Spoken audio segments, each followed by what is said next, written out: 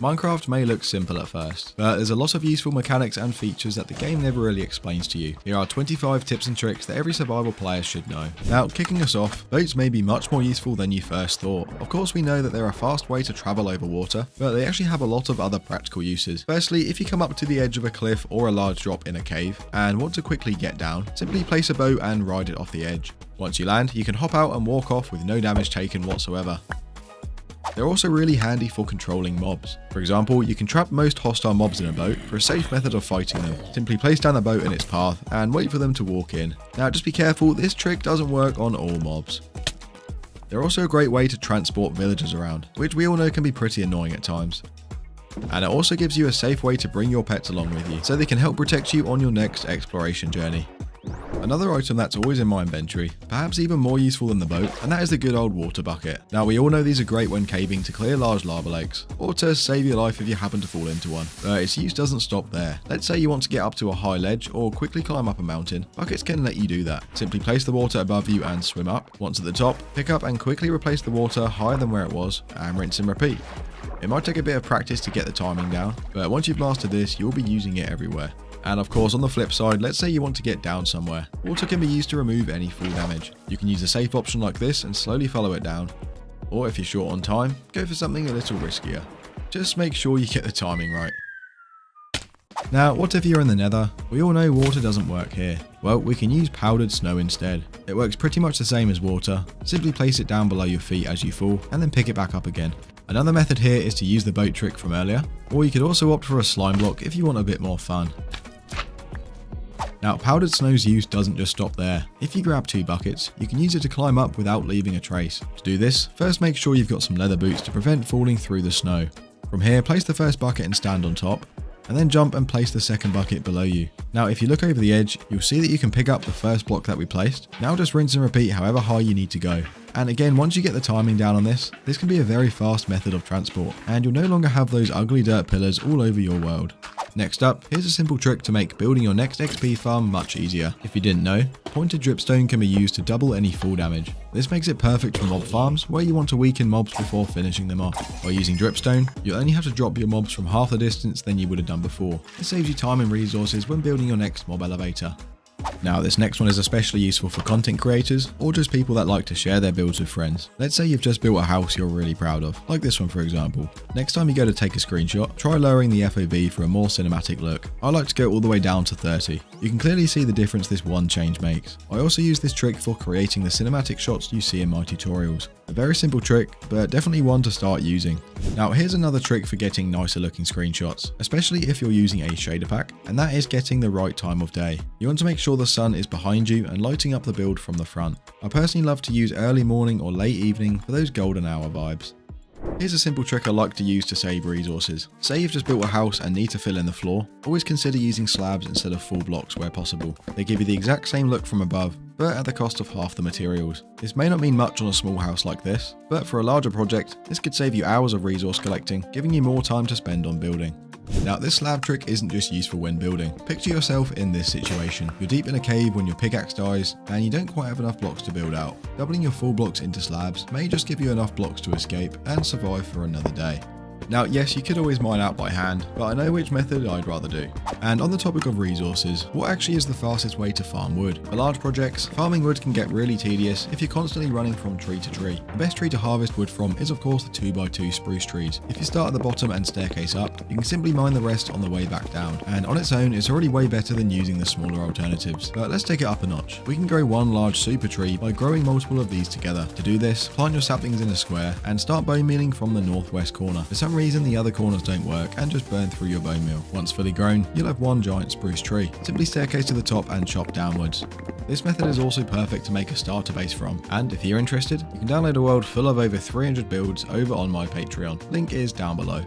Now, sometimes it's a lot safer to fight from a distance with a bow instead of getting up close with a sword, especially in the Nether against ghasts and blazes. However, the downside is that you miss out on the looting effect from your sword. Well, if you use your bow in the offhand whilst holding a looting sword in your main hand, you'll still benefit from the looting enchantment, meaning you can safely fight from range while still getting the increased drops. But what if you don't yet have a bow and getting up close is your only option? Well, we can actually use creepers to our advantage. If you ignite a creeper using a flint and steel, you can force it to stay in place and explode. Now on its own this might not seem that useful, but it becomes really effective when there are other mobs nearby. You can basically turn the creeper into your own weapon, using the explosion to damage or clear out groups of enemies without needing strong gear yourself. Now if there's one mob that can still be pretty annoying to fight, it's the Enderman. Luckily though, there are a few really easy ways to deal with them safely. The classic method is to use a 2-block tall gap. Since Endermen are 3 blocks tall, they physically can't fit underneath. Just dig into the side of a hill or build a quick structure like this and you're good to go. But what if it's more of an emergency? You could also place down a water bucket below you, and since Endermen take damage from water and won't walk into it, it gives you a really easy way to control the fight. And finally my favourite, remember that boat trick from earlier? It works on Endermen too. If you place a boat near them, you can trap them inside, stopping them from teleporting around and making them much easier to deal with. Well, now you know how to get ender pearls easily, but what about some cool uses for them? They're of course great for quickly getting around, but they also have another great use. You can actually use them to clip through solid walls. To do this, head up to a wall and make sure you're holding forwards, aim down and throw the pearl just before the wall. If you get the right angle, you'll end up on the other side. Now this could just be a fun trick to show off to your friends, but it could also be used for a completely invisible entrance to your secret base. Now, what if you do just want to use the pearls for transport? There's a few things we can do to throw them further. Firstly, the best angle to throw is around 40 degrees. You can check your F3 screen for the exact angle, but after a while you'll know it off by heart. Now, this isn't the only way to throw further. If you throw the pearl just after jumping as you're moving upwards, you'll gain slightly more distance. And to take it up even further, combine jumping with sprinting, and now you'll have gained another 10 blocks. This could be really useful when you're out exploring the end dimension. With these tricks, you can now reach islands you couldn't have done before. Now this trick doesn't only work for pearls, it's the same for most projectiles in the game. It's especially useful for splash potions to reach further away targets, or perhaps you're having a snowball fight with a friend. You can now catch them off guard with a long range shot. Speaking of splash potions, in the past you may have been told that to get the full potion duration, you had to throw it up and land it on your head compared to throwing it at the ground. However, this changed in update 1.21.6, and now it only depends on the distance between the potion to the entity. So in short, throwing at your feet is just fine now, and you'll get the full duration that you expect. Now, if you're anything like me, you probably love building with calcite. It's just such a clean and versatile block, but a lot of people assume that the only way to get it is by finding an amethyst geode underground, which can be pretty annoying. But calcite actually generates naturally in stony mountain biomes as massive strips near the surface. Now granted, you do still need to find a mountain, but it's a whole lot easier than endlessly searching underground for geodes, so keep an eye out when you're next exploring. Moving away from building for a moment is a really useful trick for villagers. If one of these guys don't have the trades you want, simply break their workstation and place it back down. This will reset their trades, giving you a chance to roll something better without needing to find a new villager. Now note, this doesn't work on a villager that you've already traded with, but for a fresh villager, it works no problem. Now perhaps you've already traded with a villager and just want to get rid of them for whatever reason. You may know that if you remove them, the other villagers won't be too happy and their trades will become worse. If you want to avoid this, just use a flint and steel. This won't trigger the usual reputation penalty, and the other villagers won't increase their prices.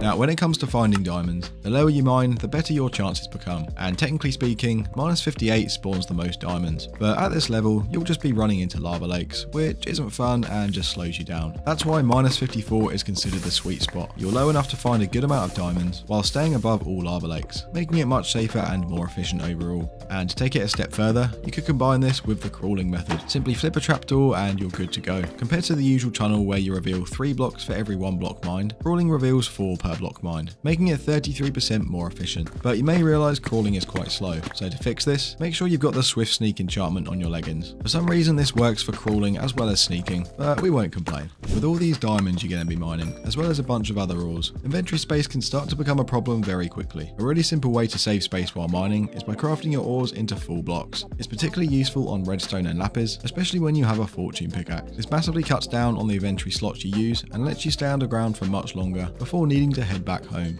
Now, fortune isn't only useful for mining ores, it actually has another great use. We all of course have some kind of crop farm like this, but if you're harvesting everything by hand, you're missing out on a lot of extra loot. Just like with ores, using fortune on crops can increase the amount of items you get back, especially things like carrots, potatoes and wheat seeds. But note, this doesn't work for wheat itself. Now I understand fortune 3 isn't something everyone has access to in the early game, but next time you're exploring, keep an eye out for ruined portals. It's actually pretty common to find enchanted golden tools in these chests, and sometimes they'll come with fortune already on them. them. And even though golden tools have terrible durability, harvesting crops doesn't use durability at all. So if you keep one specifically for farming, it can basically last forever and give you loads of extra resources over time.